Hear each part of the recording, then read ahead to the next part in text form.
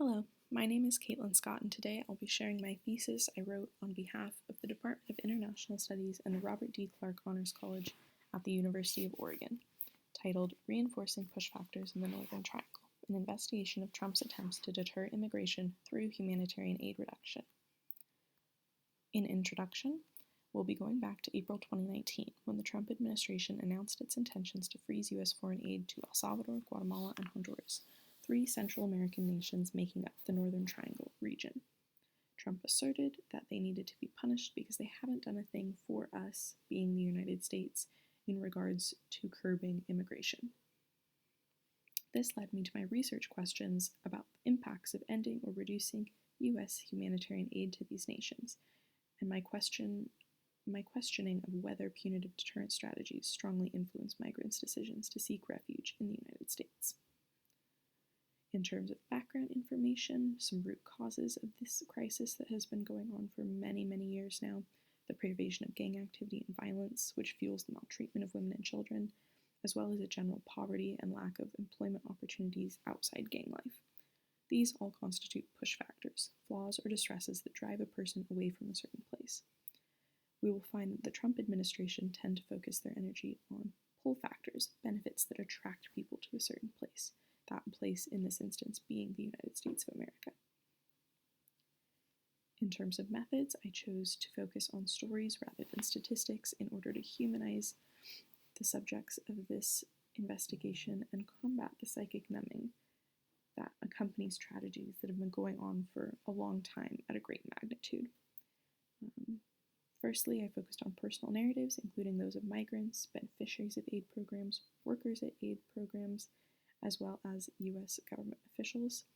I also took the time to do a brief media analysis looking at Central American newspapers and op-eds from Central American journalists that focus on the issue from a perspective outside the United States without that lens. In terms of results, here's a very brief summary of what I was able to find broken down by each of those categories I just laid out.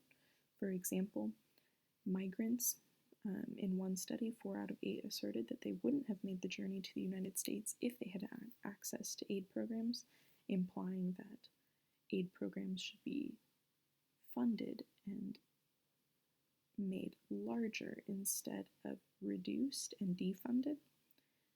Additionally, aid beneficiaries referred to U.S. aid funding as the community's only lifetime, a very strong statement.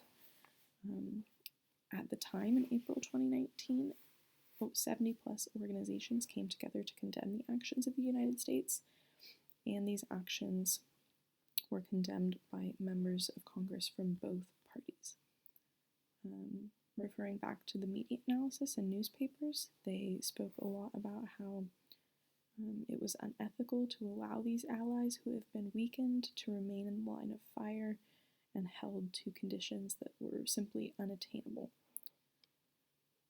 In conclusion, looking at these results, while the opportunities in the U.S. serve as a strong pull factor, as President Trump asserted again and again through his decision-making, these troubles in the United States the Northern Triangle function as stronger push factors. The Trump administration failed to recognize the power of these push factors and indeed actually reinforced them by creating a void of financial and programmatic support. These policies are not only ineffective, but this abrupt removal of aid caused a lot of confusion and uncertainty, making it unnecessarily punitive for people trying to, get resources to farm, live their life, etc.